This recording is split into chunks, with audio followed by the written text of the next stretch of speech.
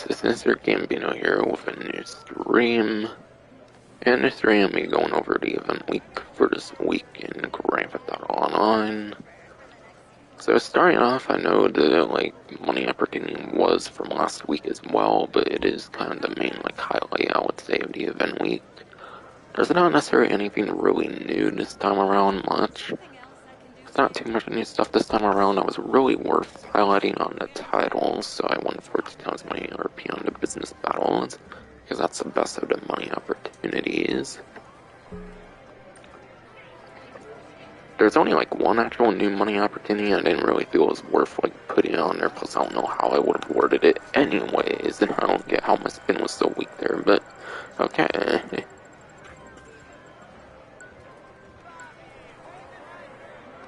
Okay, I'm glad I didn't get the vehicle there, because I already have a lurcher.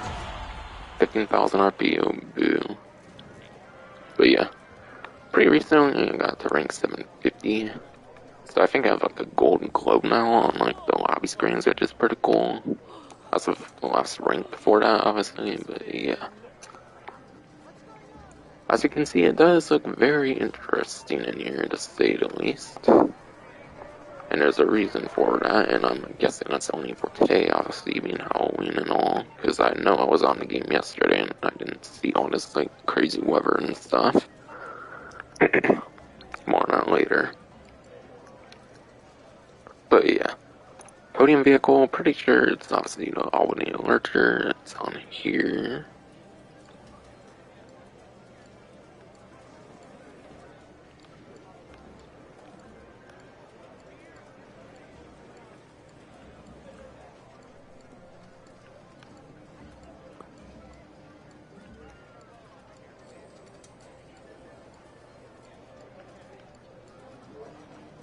The Albany Lurcher.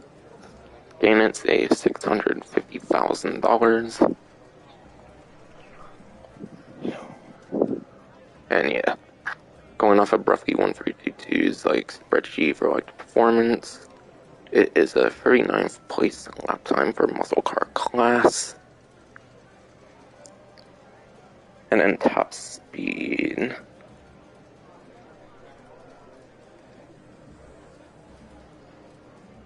Top speed for it is 19th place, that's a 39th place lap time, and then 19th place top speed. So for the muscle car class, it does actually have an above average top speed, but it is a good several placements beneath the top 10 even. So yeah, not worth in terms of the performance, I would say.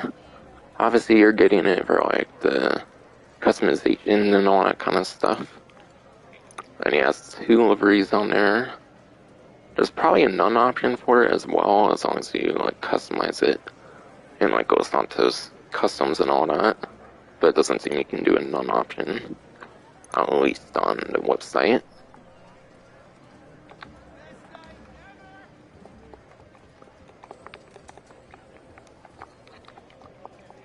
And yeah, it was on discount for 40% off, but of course on the podium it will be free if you obtain it.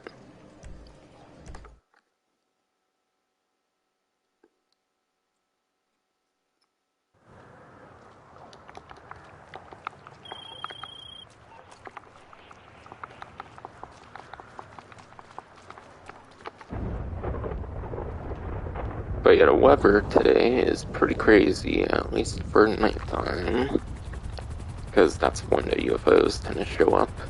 And yeah, there's all kinds of UFOs all throughout the map. Of course, this is most definitely just for today, considering it's Halloween and all. But yeah, I see one by the Vinewood in there. Good view to several in this area. I think I heard they can spawn up to 20, 30. I think it's on Twitter from some data miner or Liquor Insider, something like that. That you can actually, that they can actually spawn anywhere from 20 to 30 of them. I forget what the actual maximum number was, but yeah, there's probably a pretty insane amount right now. And just in the city here, I see a few to several even.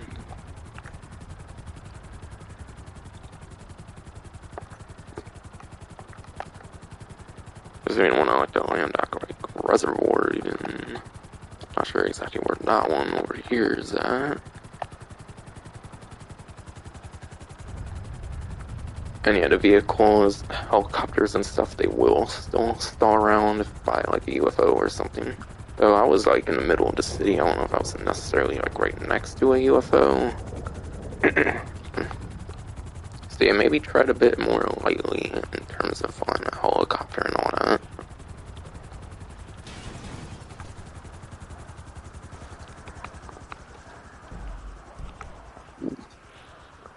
But yeah. Premium race for the week. That is muscle in for the muscle car class. And muscle car is not a vehicle class I tend to go over like every single week with like the top spots I could do for like the supercar class and the motorcycle class when it comes to the time trials. So I will need to use the spreadsheet I use to find these ones here. But yeah, it looks to go into the city there, so I'm just gonna go into the lap time option, the number 1 lap time. And for the muscle car class, for the number 1 lap time, that goes to the Dominator ASP. Dominator ASP is the one of the couple new muscle cars for the Santos Tuners update. So the new Dominator ASP for latest update, number 1 lap time muscle car. So that's basically going to be the best option if there's not that much top speed.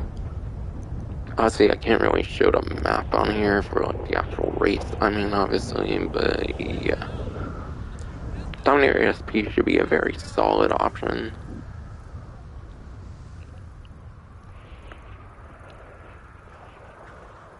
Time trial. Oh no, not this one. Time trial down Juliet. But yeah, down Juliet, that one's gonna be kind of annoying if you have to go from like here to somewhere over here. This is a time trial that I've never managed to complete before. I've like given up on it. I don't really care to like bother with it or anything. But yeah, this one, the vehicle advice could definitely be quite interesting for this one.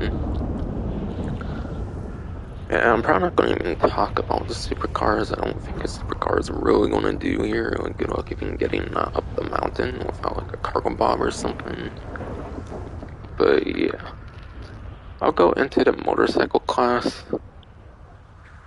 I'll do number 1 lap time, number 1 top speed, and then the best average time trial vehicle. And yeah, I'm going off of pure memory because I go over the motorcycle class basically every event week. But yeah, number 1 lap time for the motorcycle class goes to the Nagasaki Shotaro. It's around $2.2, $2.3 million. And yeah, that one, I think you have to actually unlock the Shotaro to be available from purchase by playing them at the deadline. So it's actually one of those rare vehicles, if not like the only vehicle in the game where you have to actually unlock it for the stock vehicle, not like a trade price or anything, I mean. But yeah, not necessarily going to be the most useful considering it's on like a mountain. You might want to go more of an off-roady option, which there is for like the number 1 top speed. Or even just go to best like average like time trial vehicle even. But yeah, Nagasaki Shotaro I think is the only motorcycle in the game where you can lean forward or backwards of the stick for that best possible speed, as if you're doing a wheelie or a stoppie. Whether it's active or not, like an actual active, like a wheelie or stoppie, you just have to mainly do the direction in the stick, but if you do get a stoppie or wheelie, I think you get the most speed bonus from that. Then going into number 1 top speed, I remember that is the Maibatsu Mantis Scout, which is like 100 to like 200,000 for the stock vehicle. Of customizations, probably like 500, 750, I would say at most, just putting into account performance upgrades. The Mantis Scout is a pretty affordable one, but it's not necessarily going to be the best one. So for this time trial, being on top of a literal mountain, the Mantis Scout can definitely have quite the advantage for this one, because it's a dirt bike technically.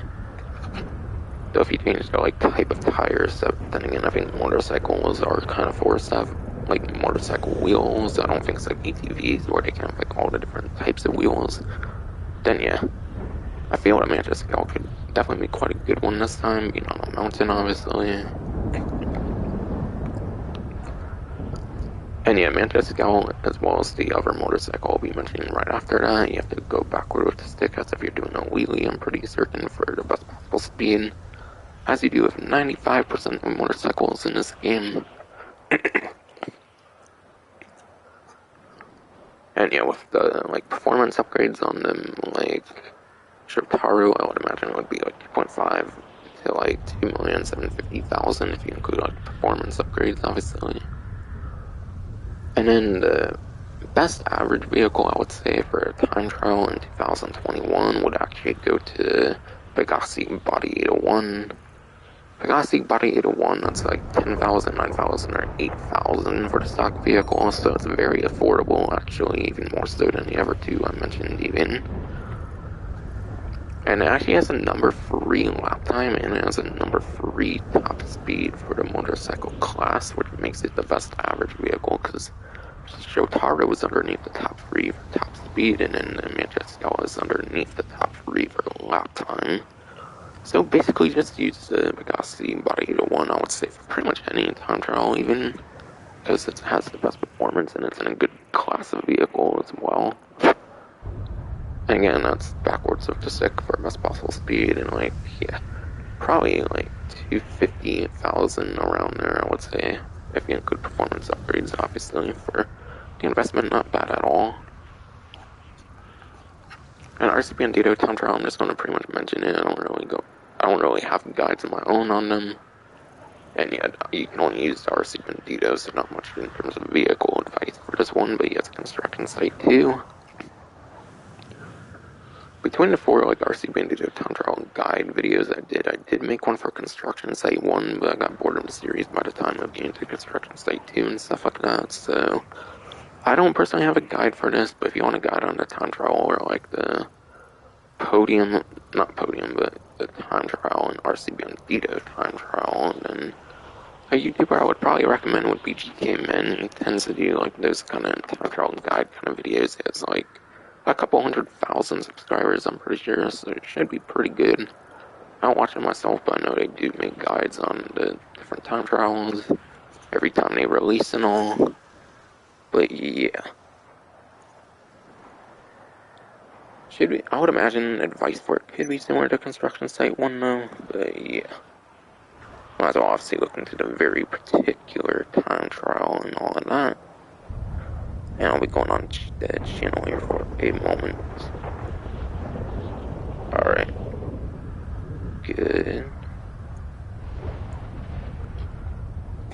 So yeah, I was worried that one viewer earlier was one of my dedicated haters or something, for sure. So that's why I was acting weird, and that's why I do act weird when I get viewers on stream and stuff. Plus, I'm the best in terms of public shit and all, even though I do YouTube, I'm not the best in I'm not the most into public shit and all.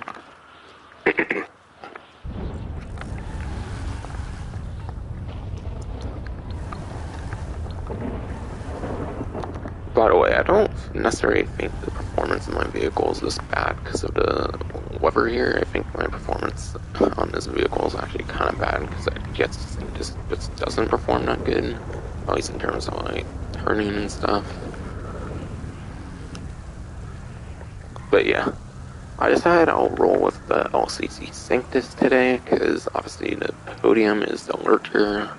Last week I did the Frankenstein, so I felt it was the best to do the Sanctus here. But yeah, the Sanctus is a pretty cool, unique vehicle. It was one of the first vehicles to actually have the colored headlights in the game before Arena War made most vehicles be able to get colored headlights. However, it only had the option for red headlights, which was pretty cool. Stock headlights are actually kind of red. And I think I actually looked between the red headlights when I was doing a couple renovations to this before the streaming. Between the red and stock headlights, there is actually a little bit of difference to this, so it does somewhat have a slightly unique headlight still, which is kind of cool. So it's not exactly the same as the red one that came out with the Arena War DLC, but yeah, that's a cool highlight of the Sanctus, as it was one of the first vehicles with some sort of wacky colored headlight, similar to the Space Docker from day one of the game, for example. So it's one of the couple vehicles that originally had very cool colored headlights in the game before the Alienware update dropped. Cool little fun fact about Santos. And yeah, by the way, the weather's not like that in the entire session. It won't be like that. I think it will go away, at least if in the interior. It might stay like that if you're, or at least one player is outside of the game like that. I don't know. I think when I drove towards the car meet, ironically, I ended up leaving when I was like off stream and all beforehand. But yeah, if the look at the interior changes, then yeah, it probably means that it ended up changing. So I don't know if it's a very particular time that it goes away or what. Because like I thought the UFOs before they would go away at like 5, if I recall. But yeah, it's clearly past that. But yeah. Now that we're in Alice car meet here, like I usually am at this point of the stream, then I'll go into a little bit of highlights, maybe with the not prize rides, but the test track here, in case anyone wants any incentive to pick these up. And honestly, I think all of these could be good pickups. All these could definitely be good pickups. None of these are on discount, but I suppose I'll go into a bit of highlights with these, of course, since they are test rides and someone might drive it and decide they might like it. So I figure I'll go into at least one little thing with each vehicle. But yeah, P-Fister Comet S2. The P-Fister Comet S2, I believe, is normally a pretty good vehicle for the tuner class. Down to like sport tuner vehicles tend to be not good in the general like sport class though, so don't really get these tuner vehicles for sport class. Get the vehicles for the tuner subclass.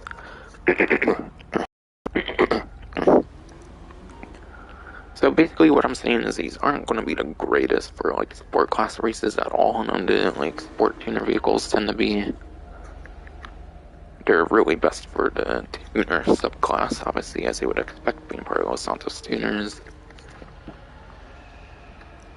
Because I think like the highest placement, I think, for a sport tuner and like top speed, I think it's like 8th or 9th place, and that goes to Jester RR, not counting the S2 here. I will explain that later.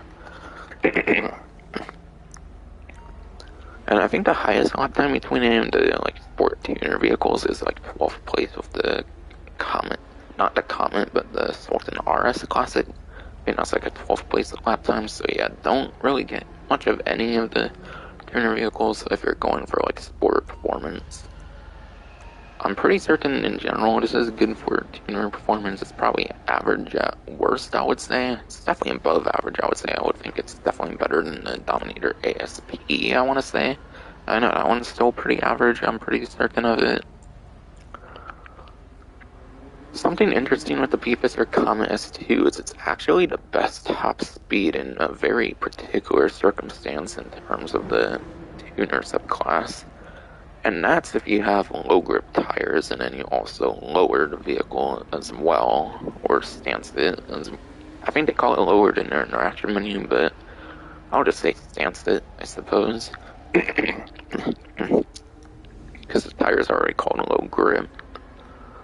So yeah, in a low grip and in a like stance setup, apparently the Comet S2 actually turns out to be the #1 top speed for the tuner class. I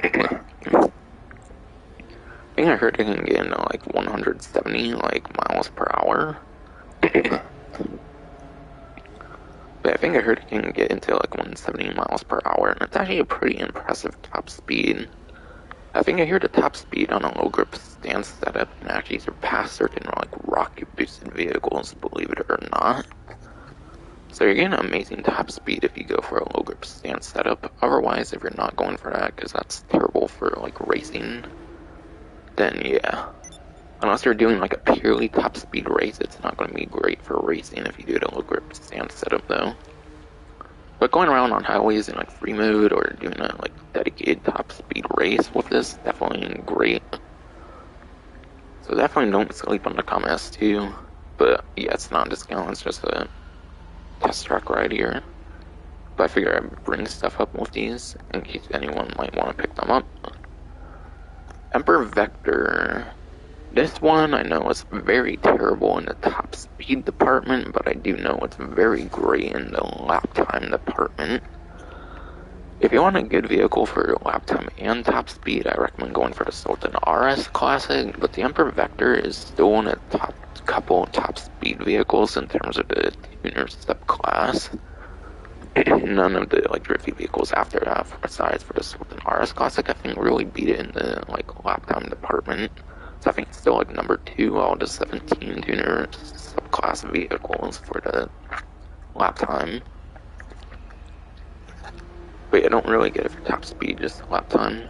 Which thankfully most races are lap times, so you're basically guaranteed to get a pretty decent racing vehicle in some ways. Other ways, not so much, obviously, as I mentioned.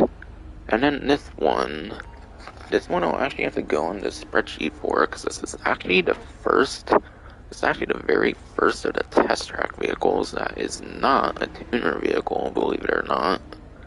This is actually a straight up sport car. It's not in the tuner class at all, even for the subclass. And that is actually the Ocelot Pariah. Yes, they actually went with a non-tuner vehicle for once in the test track here, which is super exciting. I was hoping one day they would eventually do that, so it seems they will finally start doing that. And yeah, considering I think there's a couple more weeks for the tuner vehicles to all be on the prize ride, I could see non-tuner prize rides coming up as well in the next couple weeks even as well. So we're kind of starting to get to that point where we can see non-tuner vehicles in here for the test track. For now, at least, and then maybe even a prize ride in a couple weeks. But yeah, the Ocelot Pariah for lap time for the sport class is 2nd place, and then top speed for the sport class is actually 1st place. And yes, that's even been to account the tuner vehicles as well, because the spreadsheet for sport cars is up to date and I'm using. So yeah, number 2 lap time and number 1 top speed for the Pariah. That's absolutely amazing. It's top 3 within both lap time and top speed. So one of the best couple of sport cars in the game currently. So definitely a very worthy pickup here. I'll kind of show it off as well, I guess. Might as well to celebrate them finally doing a non-tuner vehicle in the test track here. I suppose I'll kind of just take it for a spin. I know I did that off stream, but still, might as well. It's pretty cool how they did that.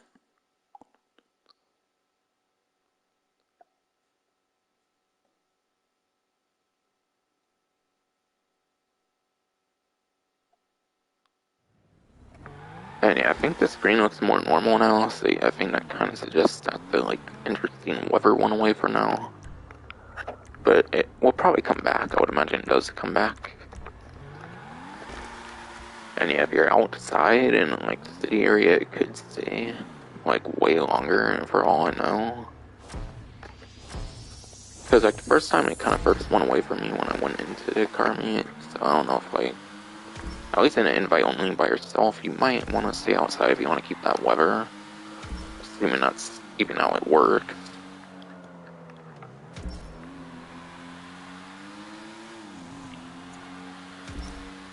But yeah, I'll talk about Ocelot Pariah a bit more, I suppose, in terms of when it was released and stuff, but yeah.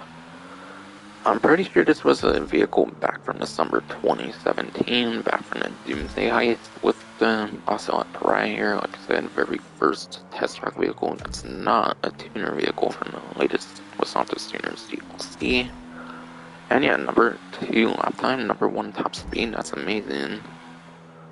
And sport car races are definitely one of the more common, sport car races are one of the more common types of races, surely, so can't go wrong with it for sure. But again, it's not going to be on discount.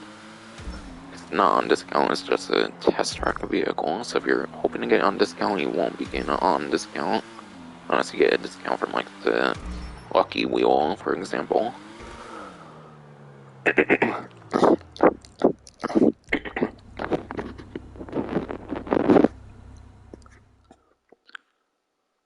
But yeah, when it was first released, it was a king of the support class, and now it's still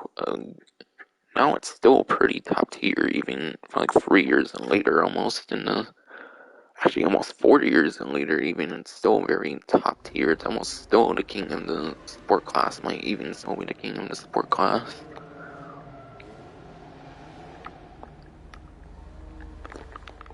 And yeah. Prize Ride, I'll probably go over highlights with it, kind of. Then again, my highlights do tend to be long and stuff, so. But what I really mean with it is because the tuner subclass is not on the spreadsheet I use, it's kind of hard to go into the tuner vehicles in the greatest detail unless I were to go on like a video or something. But yeah. It's early Sunday when I'm doing this, so I think it's definitely still possible to get this prize ride challenge done. For those who might not have known about this for any reason, that might come across this part for any reason. But yeah. Prize ride challenge, it follows the street race series this time around. And it is placed top 2 for 4 days in a row. Placed top 2 in a street race series race for 4 days in a row. But yeah. Basically, that's a very easy one to do. Because if you look at the street races, their minimum is actually 2 players.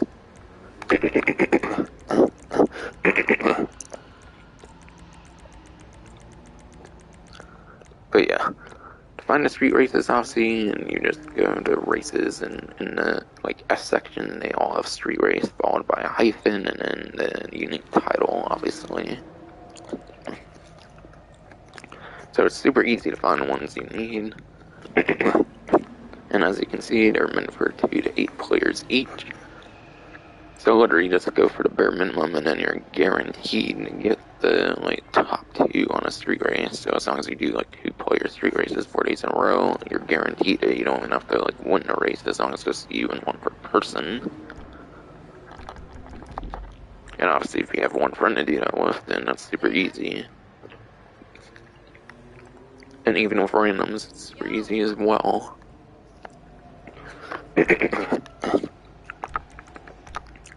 But yeah.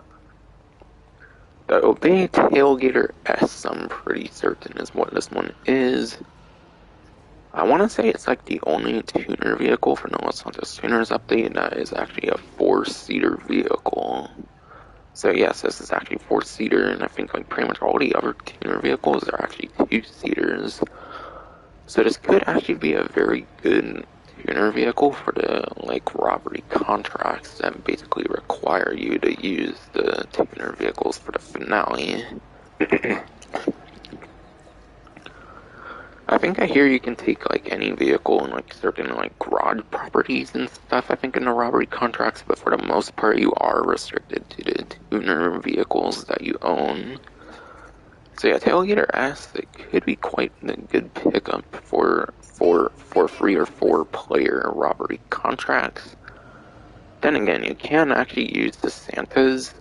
I think you can use the Santos Tailgater S, I believe. So technically, there's a Tailgater S that everyone can use. I think the Santa actually allows her Tailgater S to be used, but it might not even have engine upgrades for her Tailgater S. If you want to guarantee you have like all the performance, like engine upgrades and stuff, then yeah, still a very worthy pickup if you want to do those like robbery contracts for 3 or 4 players. Like, I'll take a look right now, actually. Like, is it the only tuner vehicle with 4 seats? Because I want to say it is, I think. At least on this website, it is the only one with 4 seats. And the only other one with the tuners is Stubborn. Alright, yeah. The Bay Tailgater S is the only tuner vehicle with 4 seats. So that means if you want to do those 3 or 4 player robbery contracts, if you want to do them with 3 or 4 players for any reason, very worthy pickup for sure.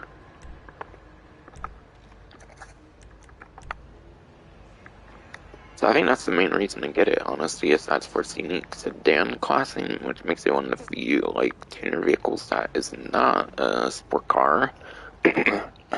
That's another thing, is it's one of the two sedans that are actually a tuner vehicle. Because 12 of 17 tuners are sport cars, so it's one of the few that's not a sport car, so it's pretty unique with it as well. So a couple cool unique things with it, but yeah. Being a sedan, it's obviously not going to perform the greatest.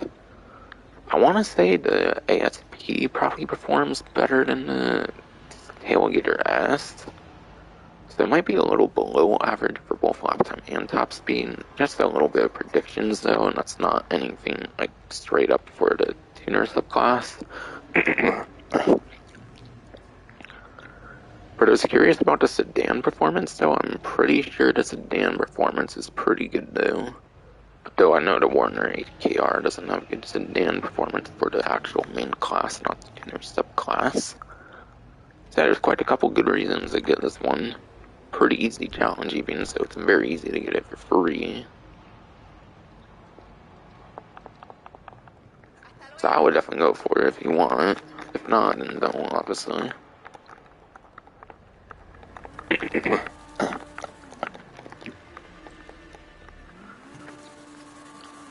And yeah, I think that takes care of all of that, kind of.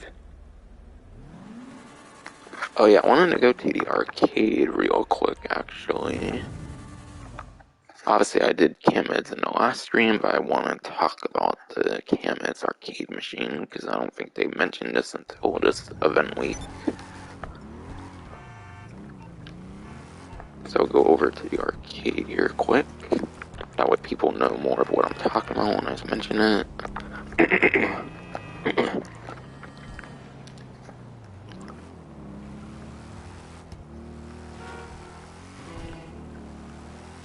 But I think I meant to go to the arcade before going to the car meet, but yeah. I'll still go to it because I did forget to do it.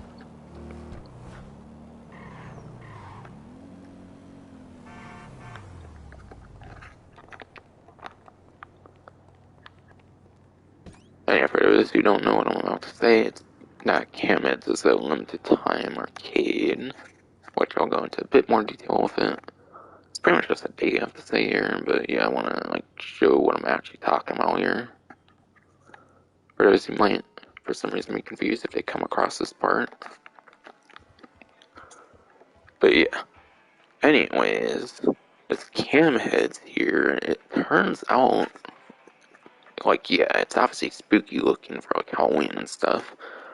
But they didn't necessarily say the first week that it was a limited time arcade game, but it is a limited time arcade game apparently. And they say you have until November 3rd to get the Camheads arcade game. And I think it costed like 400,000 for me. I think I saw when I was first looking at it, I was like 700,000. I think I saw someone else with 700,000, but I don't know. So yeah, you might want like 300, 400,000 at least to get this, but obviously probably have more money, so you're not like broke when you get it, but yeah. Camheads is a heavily inspired Manhunt arcade game, so it's a super damn cool arcade game.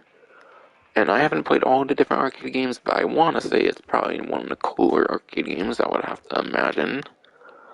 So if you want to get this super cool arcade game, definitely make sure to pick it up by the end of this event week, because by the end of the event week it will go away, because it's no longer going to be Halloween themed event weeks after this event. Like there was the last event, obviously, where it debuted, and then there will be this event week.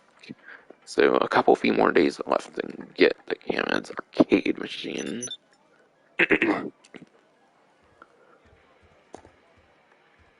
And that also means that the awards tied to it will kind of be limited time as well. But yeah, there's 5 awards for it as well, all of which I unlocked on the previous stream for GT Online. But yeah, that means Faces of Death, with the headshots, straight to video, all levels of pistol, what you see and what you do, killing all the costume weirdos, train to kill, getting certain accuracy in each of the scenes, and then director getting a 5-star rating. If you don't get the Camhead's arcade machine, you'll kind of be locked out of these awards unless you play somebody else's arcade machine. So technically, I guess you could still go for them if you're playing on someone else's Camheads, which definitely is a possibility. But if you want to own it yourself and you don't want to go into someone else's arcade, definitely pick it up if you want to go for these awards, and then also the clothing unlocks that you get as well that are tied to these 5 awards as well. And there's also a little secretive reward you get as well, which I imagine is for doing all 5 of them.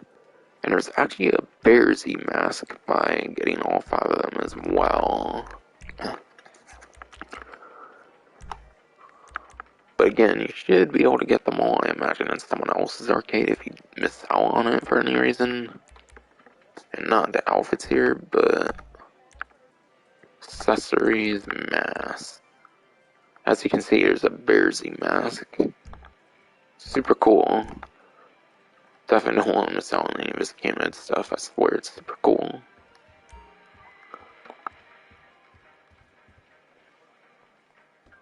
And yeah, I guess I'll rock the Adversary mask. A reminder that Camheads exists throughout the rest of the stream.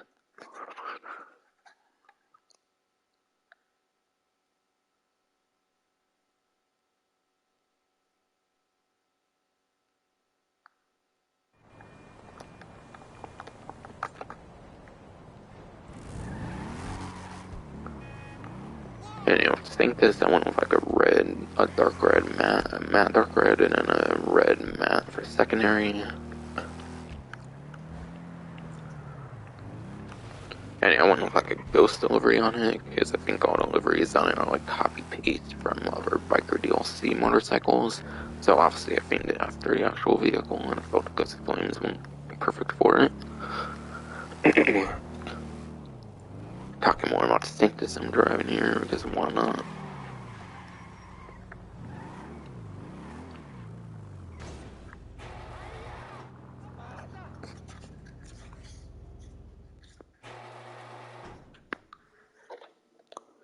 I think now it's pretty much what's going to be the month. I think now it's pretty much just going to be the different money opportunities and all that to talk about now.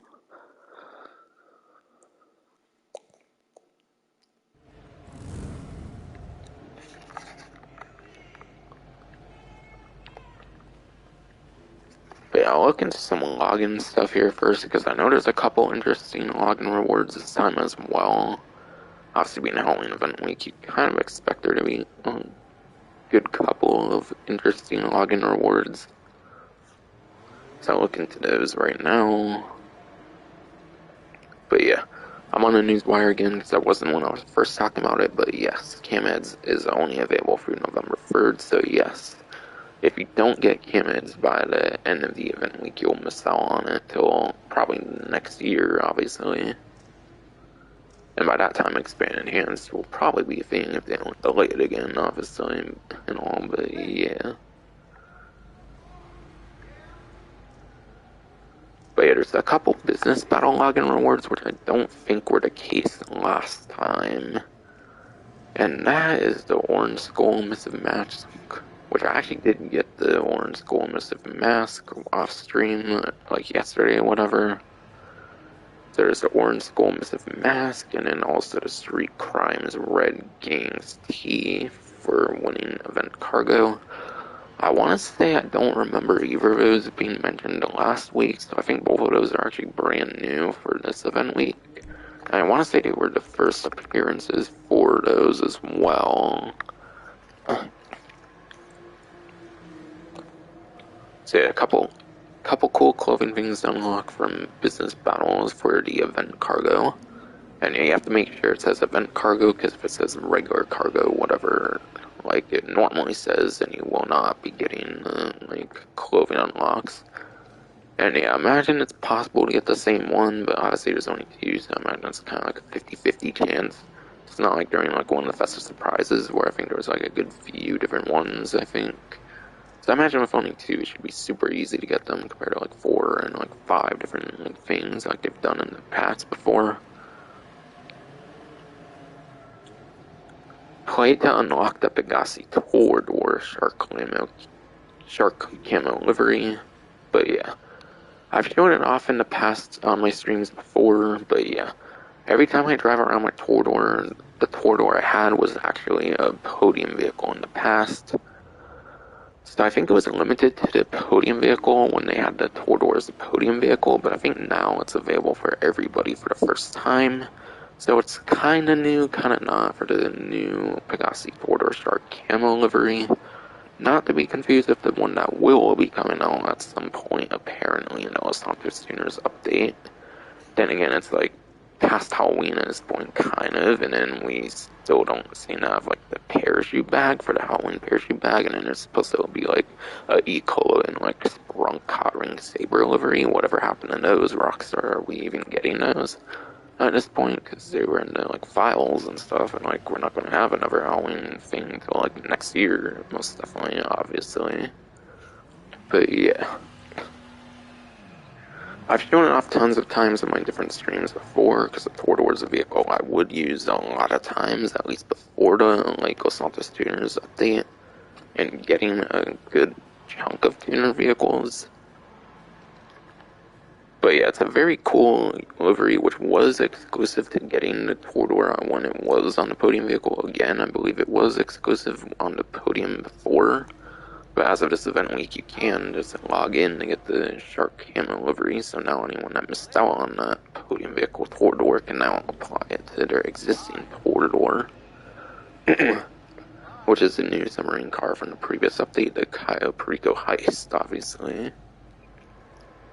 Not to be confused with the Doomsday Heist one, it's the Cayo Perico Heist submarine vehicle.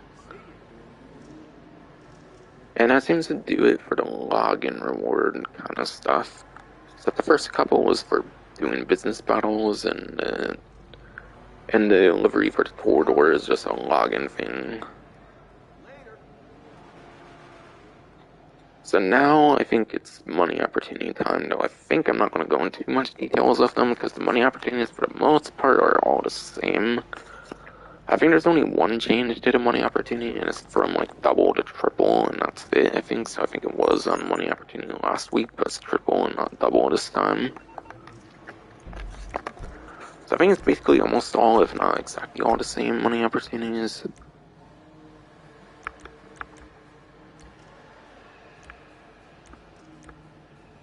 Okay. I think the first one's the alien survivals. Alright. But yeah, the alien survivals, terminal, ranch, grapeseed, desert, arena, pillbox, and Zancudo. All 7 of the different alien survivals are 2 times money RP. And yeah, funnily enough, I think they forgot to put the A1 in last time, if I remember, but it seems they remembered to add it back in, unless that was intentional for some reason. Then that was an interesting decision. But yeah, I think they added a map back that they kind of forgot last time. But yeah. And then Adversary Modes. Pretty much all the same Adversary Mode stuff this time, aside for that one thing I mentioned. And that is the bunker, the missile base. That's the bunker, dominant, and missile based versions of Slasher. I think these were 2 times money RP last week, but this event week they got up to 3 times money RP, so it's slightly better this time around than it was last event week for the bunker Slasher.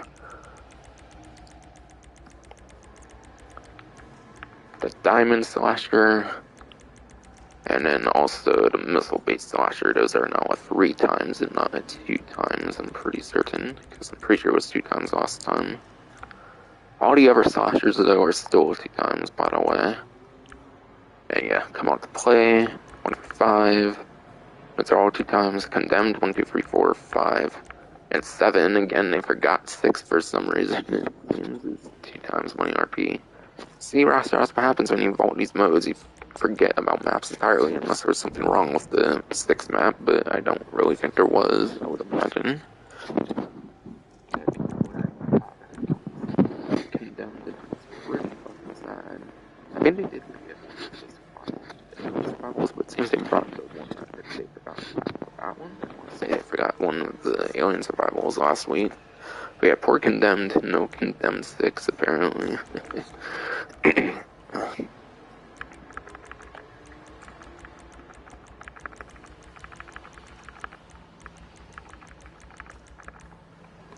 And yeah, last but not least, the regular sloshers still remain 2 times money RP.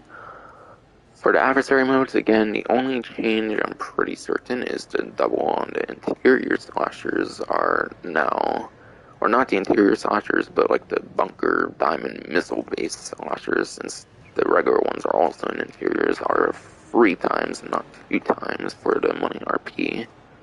So an extra time is better.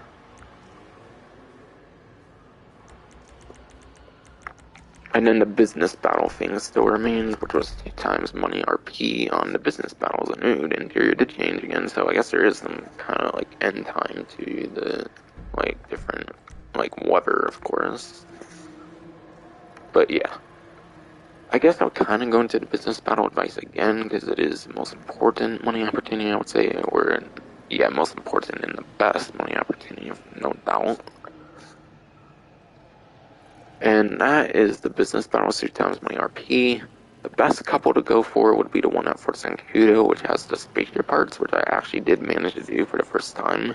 I actually managed 5 of them by myself, and I was in a pretty decent sized lobby, I think. So that was super cool. I managed 5, though I think I was grieving people. I'm not gonna lie, I was kind of grieving people in the lobby or something. And yeah, I got people mad at me, so I could maybe got more than 5, but other people were already going for them anyways. But yeah, I did manage 5 by myself, and it was like 100,000, I think, on double, which was pretty cool. So if you get like 5, for example, you can get like 100,000, and if you get like all of them, you can probably get like 150, 200,000 for like the 8 cargo business battles. So that's pretty damn good. So yeah, obviously the ones you want the most are the 8 cargo ones, which are the hangar one for Sankudo year, which is spaceship parts, which I believe this event week should be the last week that this one's available for like the next year, because it is a limited time. It is a limited time business battle. However, the more permanent ones involve the ones where you have to go to like different factories. Like I think there's one in the meat house, the slaughterhouse, and then the Cluck and Bell factory as well. I know has one as well, but the like factory cargo business battles, those are a couple of the better ones to do as well. So that's another one, the couple to look out for the most. And then the one at the USS Lexington from the 2015 heist, the Humane Lab, so like EMP. But yeah, the Humane Lab EMP, the like USS Lexington. That one, there's a cargo business battle that takes place in the USS Lexington. And yeah, while that one's annoying having to disable like the security systems and stuff, it's still one of the couple different like 8 cargo business battles, so definitely still one of the better ones to get. So you want the one at the USS Lexington, the factory ones, or the Fort Sancudo ones. Those are essentially the best business battles. And yeah, you want at least 3 players that are outside of like apartments and stuff.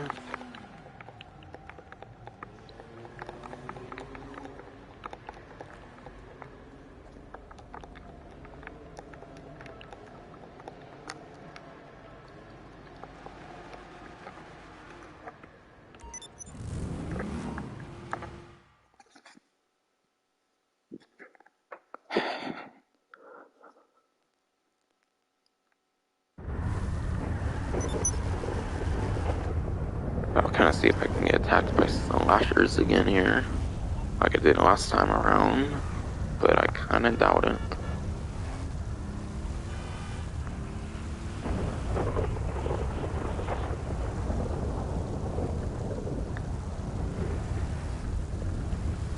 And yeah, business battles, you need 3 to 5 players. You need 3 to 5 player minimum. That's the ideal amount of players to have. 3 to 5 players that are outside of apartments and stuff. And you can even do that in invite only. 1 and 2, you can't get business battles, and then if you get 6 or more, the free mode events can also spawn as well, and that will decrease the chance of business battles. So you want that 3 to 5 player sweet spot of people outside of apartments and stuff. So that's the best way for the business battles to obtain them and whatnot.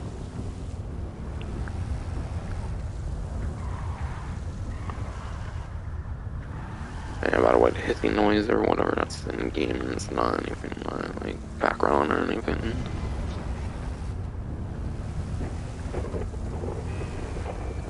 Or then there's one above Legion Square, I guess, for the UFOs.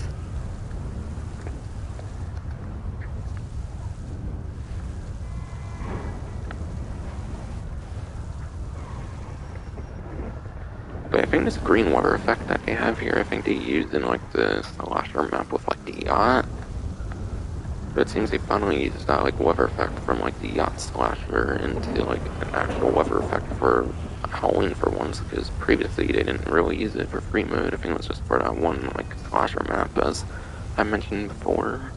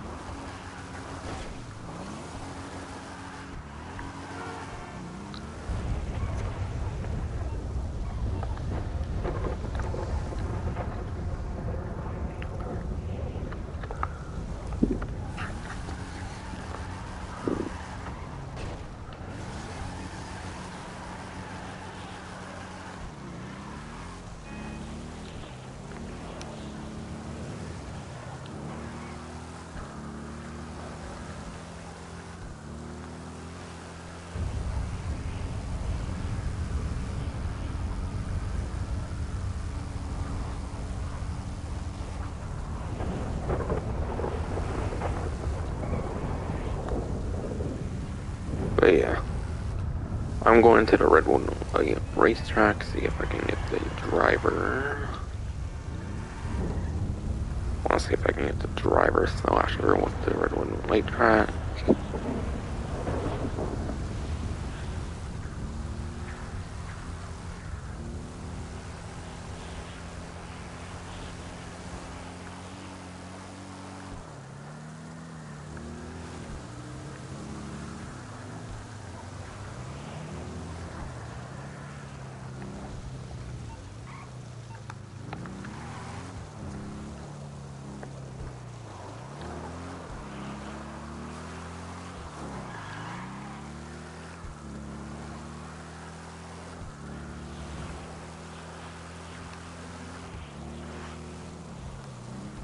Unless the Phantom Card and the slashers cannot be done this time around. I don't know if this weather prevents them from spawning now, but yeah, that would suck if those events were just for 1 week. When the 2 different Halloween events and all.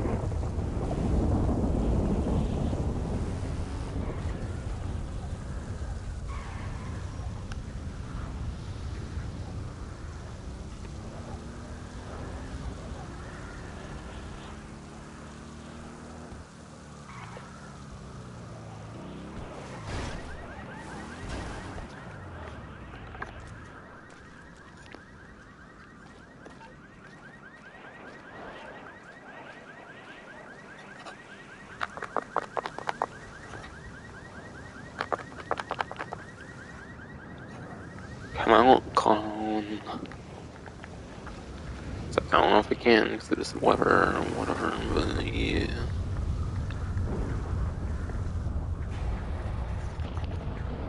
All back in the car, man. Fucking driver didn't want to spawn on the fucking Redwood Night track, and I was going there for a bit, but yeah. None of them wanted to spawn at all though in the last week for me, of course, on the event week stream.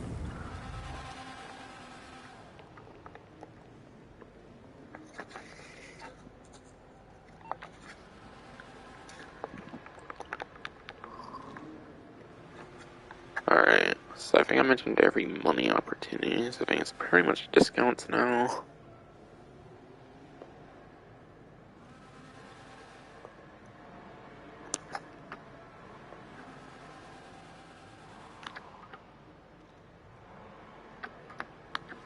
Oh yeah.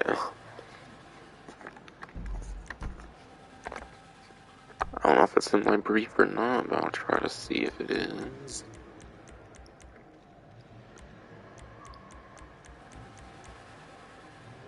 I'm not seeing it in there, so I don't know if it's somewhere else.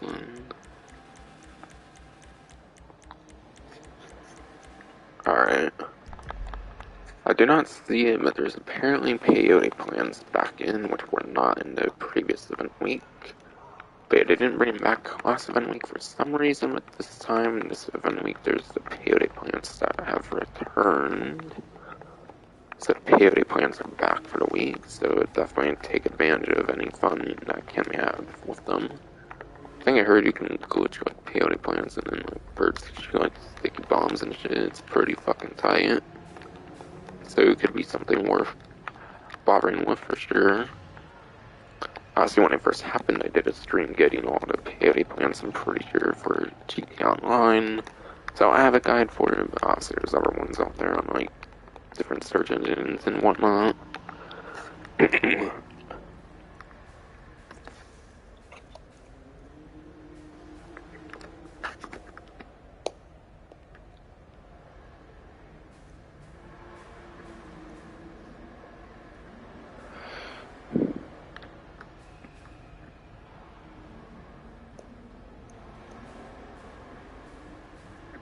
Right, Cameron's talked about business battles, the tour order, prize ride, test rides. Alright, yeah, just discounts. And yeah, there are a good few to several new discounts. So at least the discounts aren't anywhere near as lacking as the money opportunities this time, which were basically almost completely copy-paste from last time. And yeah, starting off, I'll go to the property one this time, and it's in Mace Bank foreclosure this time. And it has to do with the arcades. Probably fitting considering it's the last event week where you'll be able to get the Cameron's arcade game for the year, it seems. But yeah, for example, I renovate the La Mesa one. Wait, what?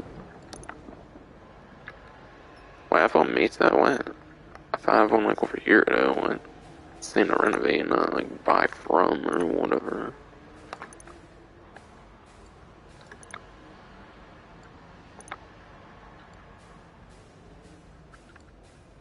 Oh, wait. Arcades. I was thinking of the auto shops, apparently. Like, I thought I was supposed to see one here, because my auto shop, but yeah. I think this 8-bit Vinewood one here is the most expensive for the arcade, which is normally over 2.5, but right now it's over 1.5.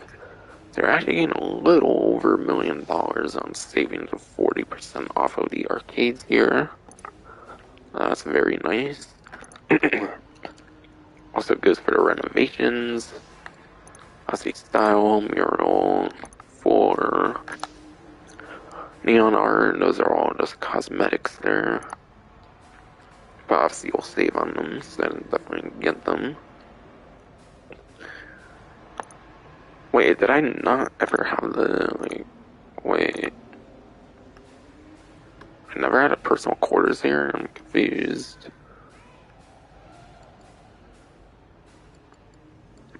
wait, hold on.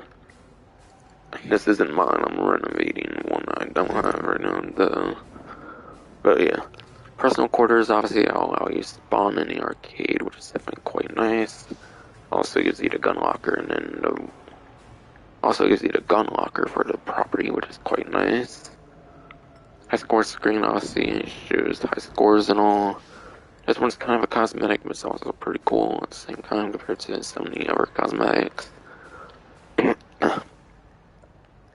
We had personal quarter for spawning in the garage. I would say are the only worthy renovations, I would definitely say. So right now, personal quarters 90,000 in the garage. Probably not necessarily all that much either.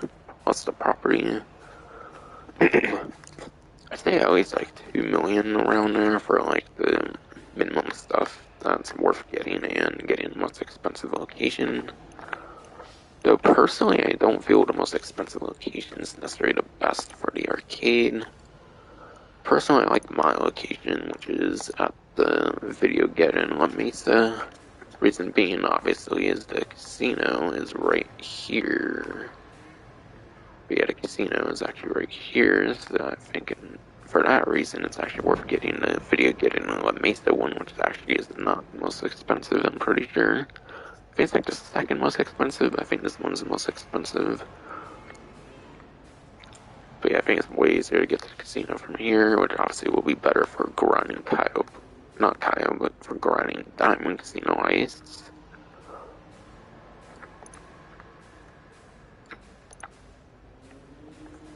But yeah, arcade allows you to do the Diamond Casino heist, allows for doing that, which is the second best heist in the game, only requiring 2 players. Similar to Doomsday Heist, it requires 2 players, but it's way better than Doomsday Heist because it doesn't have any of the like things you have to go into like the separate lobbies for. Those like prep missions, whatever, the setup missions, whatever they're called, back from the original Doomsday Heist.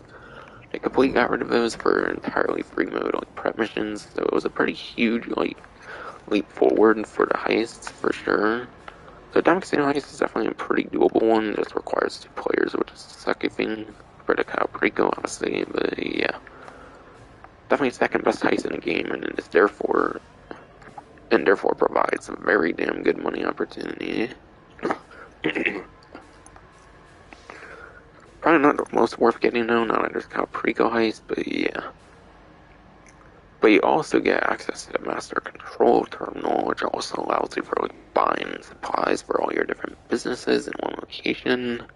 It's having the convenience of the Master Control Terminal, buying all the different supplies for biker and like bunker businesses and stuff is definitely pretty nice. And you can sell all of them there as well, but it's not really worth doing that. You should sell in actual like, places where the businesses reside in, because that's where the vehicles still spawn. So Master Control Terminal and Diamond Casino Heist, there's basically best a couple of reasons to get an arcade. And there's still a couple very good reasons to get it, I would say. I'd probably mainly get it for Master Control Terminal, considering there's Caprico Heist, which is sellable. But I mean, Diamond Casino Heist is still super doable, only being 2 players doesn't have any of the annoying like stuff in separate lobbies like the Doomsday Heist has. Where you have to like, go on the different lobby screens on multiple different things, like I mentioned for Doomsday Heist. And yeah, it was 40% off the locations, upgrades, and then modifications. So locations was the thing on foreclosure for the different locations. Upgrades I think for your arcade were the ones that you do on the website. And then there's also other upgrades that you can do known as modifications that you can do in the actual arcade. Those are also on discount, so yeah, that should be 40% off for like the Master Control Terminal and like the drone station and stuff like that as well. AKA this stuff you upgrade in the inside of the arcade, like when you're actually there. And all the rest of the discounts should all be vehicle discounts.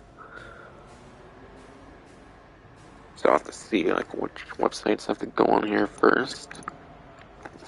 And yeah, there's a lot of arena ones this time. Alright, think there's certain ones in this section that are already upgrades, so I'll explain those if I want to kind of look here first. Okay.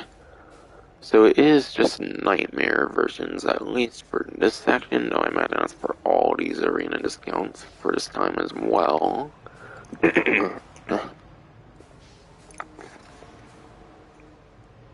We have arena discounts, there's a Cerberus, Brutus, Scarab, Imperator, CR 380, and also the Death Bike, which is one non-arena ready vehicle for the arena. Cerberus, Brutus, Scarab, Imperator, CR 380, those are the ready ones. Alright, yeah, just one on this page here. And it's not the actual gargoyle, but it's the upgrade for the Death Bike. And it's probably just for the Nightmare version, I imagine, like all the other discounts. It's actually 50% off, which is a kind of massive discount for the upgrade for the gargoyle to the Death Bike. But yeah. None of the arena vehicles, in my opinion, are super worth using in free mode necessarily. I feel like pretty much all of them, for the most part, only for the most part worth using in the arena. So I might only be going off of their usefulness in the arena for saying if they're worth it or not. And I know the Gargoyle is a super good vehicle in the arena for the Death Bike, the upgrade, obviously. But yeah, the upgrade, the Death Bike's one of the best couple arena vehicles, I would say, along with the Sasquatch. It's kind of one of the best ones, along with the Sasquatch. And also I would say the CR380 is another one of those top couples. So I think it's definitely one of the top couple arena vehicles for the Death Bike. So yeah, Nightmare Death Bike is one of those best arena vehicles, so it's super worth it. Trying to think of anything else I can think of here. Okay, it's been over an hour, 10 minutes, not too bad compared to the other one, obviously, but the other one had cam in, so that's why that one was so long and whatnot. But yeah. There is an exclusive arena mode, I'm pretty sure that only uses the Death Bike, and that's known as Buzzer Beater. So if you're going to play the arena mode known as Buzzer Beater, then it's an absolute must to have a custom Death Bike for sure. That way you're one of the best people in the mode if other people don't have custom Death Bikes. So yeah, it's definitely an absolute must own if you want to do the best you can on the Buzzer Beater arena mode, and for that reason I say it's super worth getting this for that one arena mode, and the off chance that you might play it. But yeah, like I said, none of the arena vehicles really are not worth using much, unless you're actually playing the arena. I don't know, I feel the Gargoyle's on the better ones to use in the free mode though. But yeah, since you can't use Gargoyle in the time trials anymore, it's kind of lost its free mode value even. So yeah, I wouldn't bother with it aside for probably Buzzer Beater. And then it's pretty good in all different modes, honestly. As long as you don't run into a kinetic mine, which then you'll pretty much be defeated. One huge weakness of the Gargoyle, because of it being a motorcycle, is you're basically instantly killed if you run into a kinetic mine, for example, which isn't the case for any other arena vehicle, as far as I'm aware.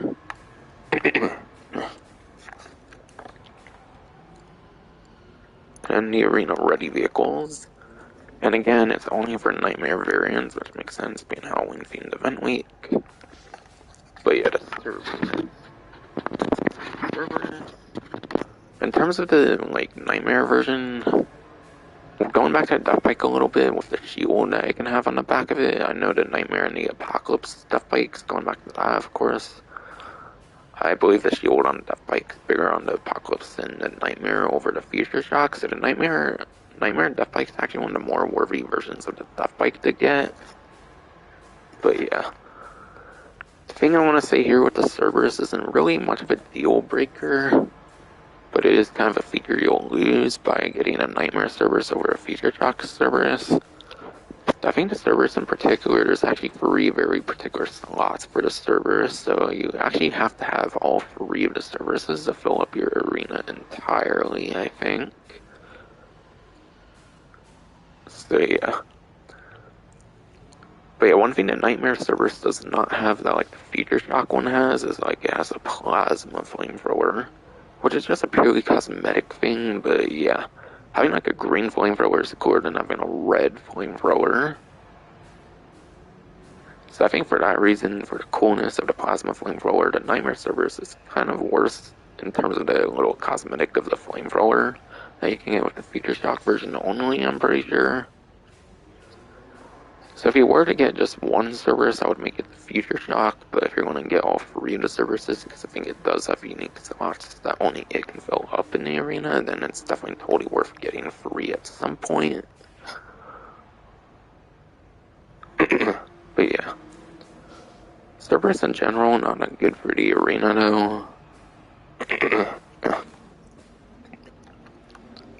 But yeah, the Cerberus is really best for the bomb ball mode for the arena.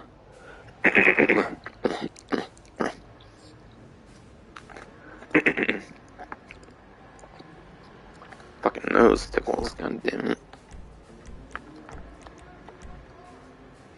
But yeah, this bomb ball mode here, the Cerberus I would say is actually one of the better choices for bomb ball because there's actually like the goals. It's basically like Rocket League where you have to get this like bomb into like the goal or whatever.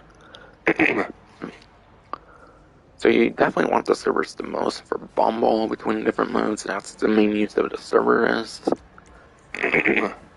Is because of its massive size, it can block the goals real easily. Again, Buzzer Beater, that's one that you can only use the Death Bike on, so that's the main reason to get the Death Bike. Dude, at least Death Bike is good in like all the different modes. For the most part, unlike the Cerberus, where I think its only good arena use would definitely be Bomb Ball.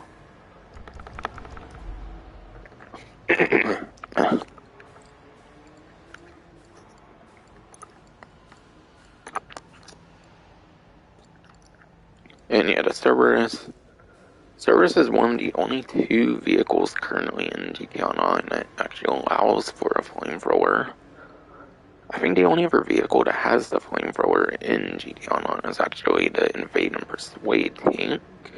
Invade and Persuade tank you can get flamethrower on as well, which is one of the 2 RC vehicles.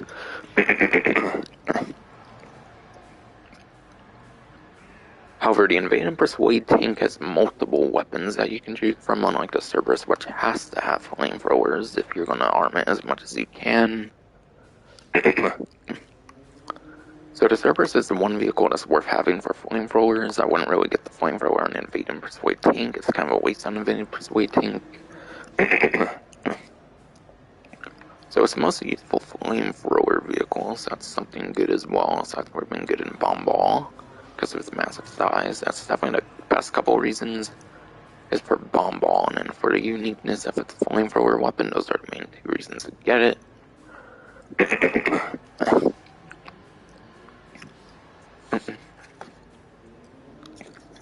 But yeah, Nightmare Brutus. Brutus is kind of disappointing, I would say, because it's a van, yet it only fits 2 people. So you can't even fit anyone in the back of the Brutus. One is like van-based, which sucks, I would say. It's kind of really dumb in my opinion.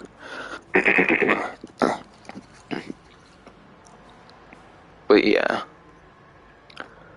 The Brutus, I think, is one of the like more average arena vehicles in the game.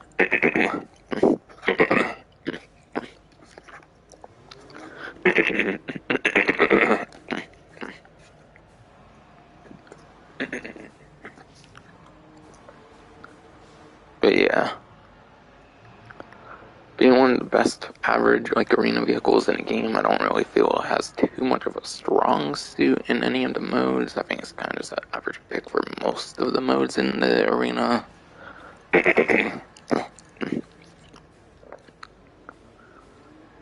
So I would say this one's not really too worth getting if you're only after like a limited amount of arena vehicles. But if you want as much as you can get for the arena vehicles, then definitely pick it up, obviously, if you want the Nightmare variant, but yeah. The Scarab here.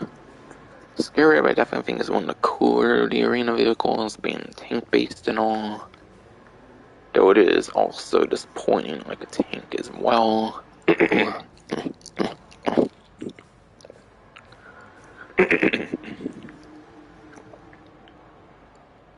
And yeah, I know it says it has 2 seats, but I feel it does have seats on the back, so that's kind of interesting. I think it has seats in the literal back of the vehicle.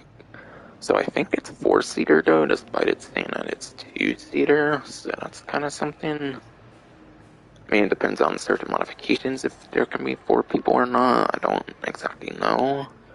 But I think there's seats in the back, so I think there's actually more than the 2 seats. And yeah, Scarab. If there's one mode that Scarab's super good at, it would probably be Carnage, which is like the death match. Yeah, Carnage is like the deathmatch kind of like mode in the arena.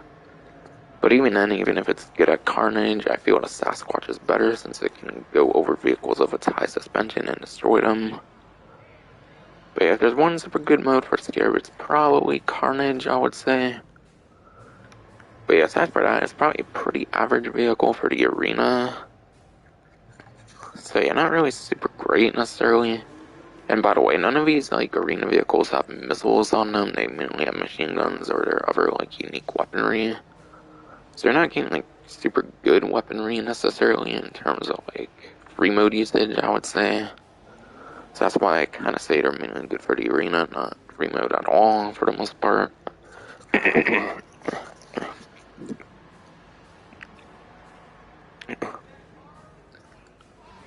But yeah, these two are kind of not really the best value. I would say the Scarab over the Brutus for sure, but yeah.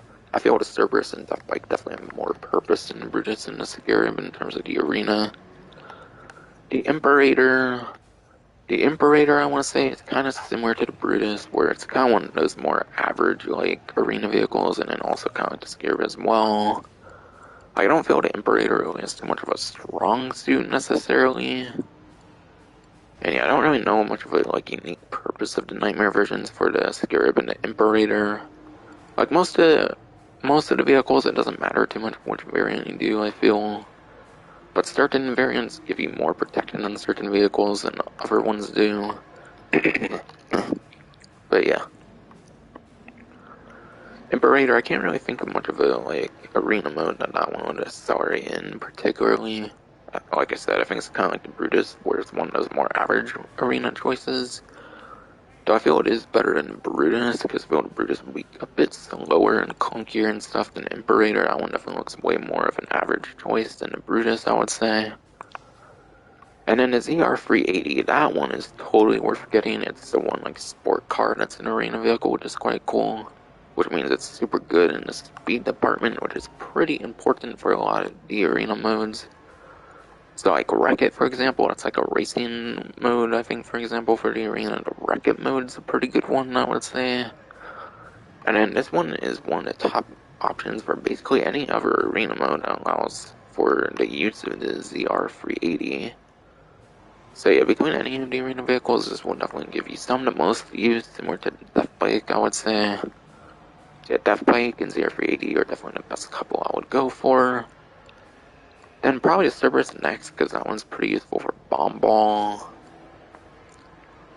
Then I would probably go with the Scarab, the Imperator, and then the Brutus in terms of the importance of these different arena discounts.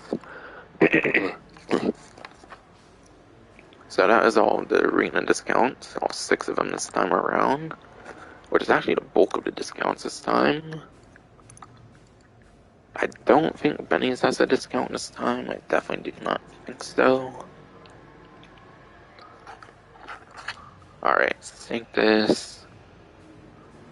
All the 6 arena vehicles are covered, and then Growler. Okay. There's 2 more new discounts. One that's kinda new though, because of Prime Gaming, technically, but yeah. But yeah, this one is the last of the fully new discounts, technically.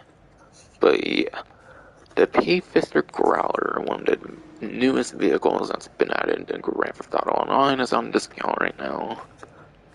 But yeah, P-Fister Growler is one of the 12 sport cars for the Santos Tuners update, which is definitely quite annoying that there's so many more sport cars than all the other classes that got new vehicles for the Santos Tuners update. But I remember the P-Fister Growler, I think, is actually a better P-Fister than the P-Fister Comet S2. The only real super good thing about the Comet S2 compared to the Growler, I think, is of course what I mentioned earlier with the low grip and stance. You can actually get the best top speed of any of the tuner vehicles. But if you want the best, better, racing performance, not with, a very particular setup, then I think the Growler ends up being better than the P-Fister Comet S2, from what I've heard. So this is a super good vehicle here, and obviously P-Fisters are known to be pretty good in the sport class, for example, so I think it's definitely the best of the two P-Fisters in the tuner class, so definitely super worth picking up, I would say.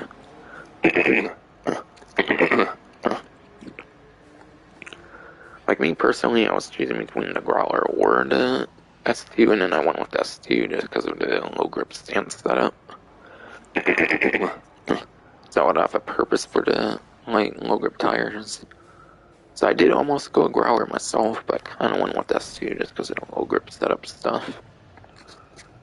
But yeah, I definitely think it's within the top 10. I definitely would say it's within top 10 material to get the P-Fister Growler for the different tuners.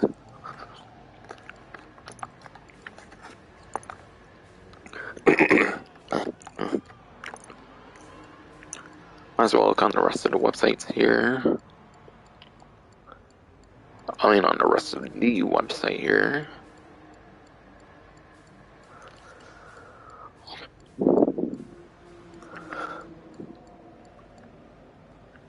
And yeah, this is Prime Gaming, I'm pretty sure. So yeah, Prime Gaming only on the Z-Type. Yeah, it's base version Z-Type and then a free Santos for the Prime Gaming. So yeah, Prime Gaming only here, and that was from the previous week, so I'm not going to explain it again.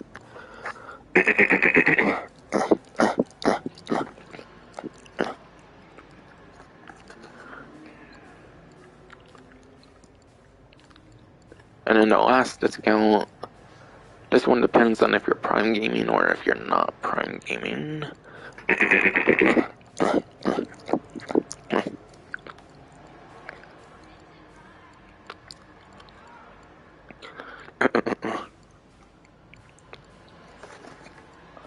But yeah, the LCC Santos, which is almost $2 million.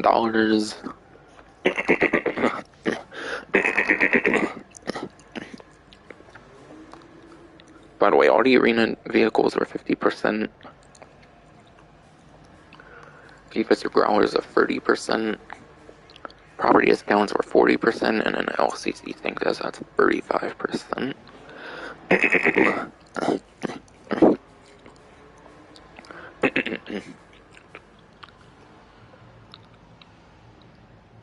But yeah, going back to the spreadsheet here real quick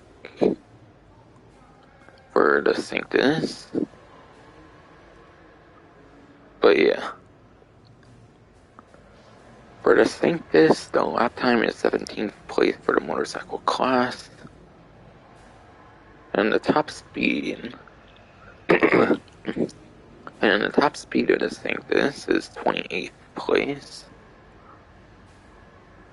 So the lap time is above average for the entire motorcycle class, but the top speed is below average for the entire motorcycle class.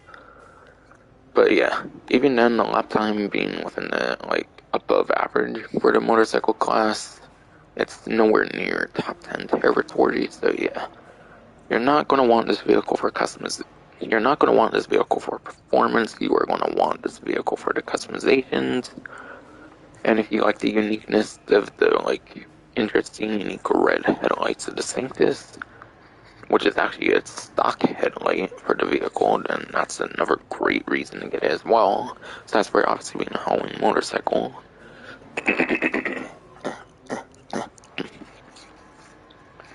But yeah, 35% would still clearly be over $1 million, so it's still quite the asking despite the 35%.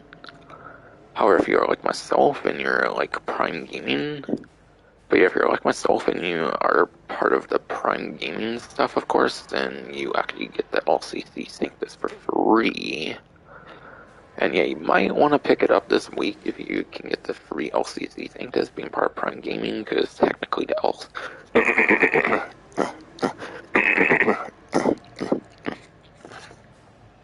God damn, my throat keeps fucking like talking apparently.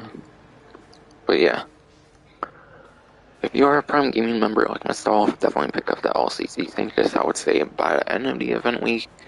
Because obviously you never know, the LCC Sanctus might go away even though it is a Prime Gaming theme before the rest of the Prime Gaming stuff.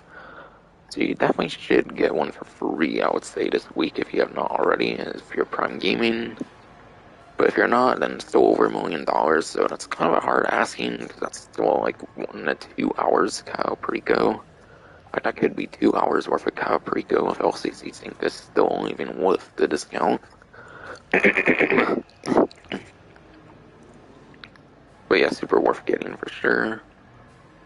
Especially for Prime Gaming. Not for performance, but for the coolness of the customizations and all that. And the uniqueness of the red code headlights as a stock headlight. And it's actually unique red, not the same as the Arena red. And yeah, all those $0 discounts, those are on discount just at the moment. But yeah. It's been almost an hour and a half of the stream now, so that'll finally be it for the stream since I finally managed to cover everything with my shitty ass bro and all that shit. But yeah. Next stream will probably be the Reddit Online Event Week stream, because I've done like all the different miscellaneous streams I've needed to do for both Reddit and GTA Online in terms of the Blood Money update and the Los Santos Tuners update.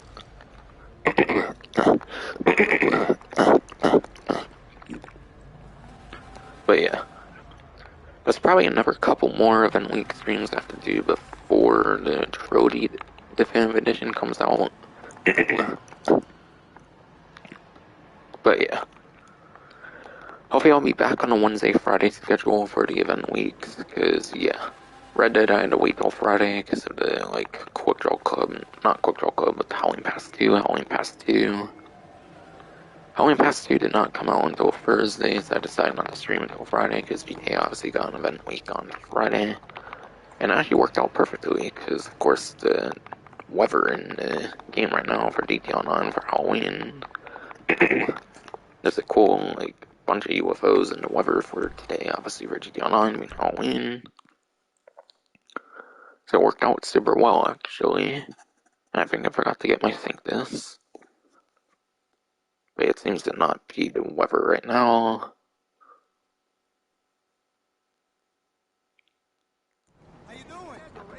But yeah, that's why Red Dead and GTA streams early, because Red Dead didn't get the Howling Pass 2 till Thursday.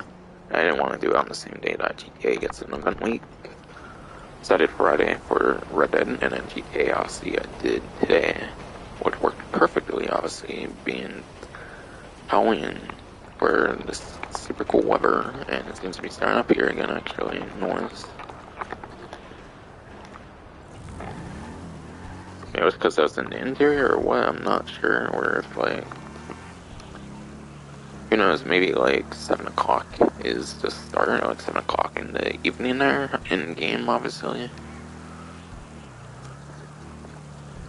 But yeah, trying to think of anything else to mention here. But yeah, like I said, I think only a couple more event week streams I'll probably have to do for the... Probably just a couple more event week streams to do before the Trody edition comes out, obviously on November 11th. So obviously when that happens, I'm going to be having to balance the event week streams as well as the Trody Definitive Edition. So if I don't upload like every day on the Definitive Edition when that comes out, then yeah, that will be why, is because of the... That will be because of event week streams I have to do as well, obviously. Which takes up 2 days of a week, so who knows, maybe I'll be able to do like 5. trilogy streams in a week, hopefully, if things go well and all. But yeah. And I did all the miscellaneous streams I needed for Detained Red Dead. So yeah, I don't really have anything planned besides for these event week streams, and then when the trilogy Definitive Edition comes out, I'll play that. I wanted to do a video yesterday, but I had to make it. But yeah.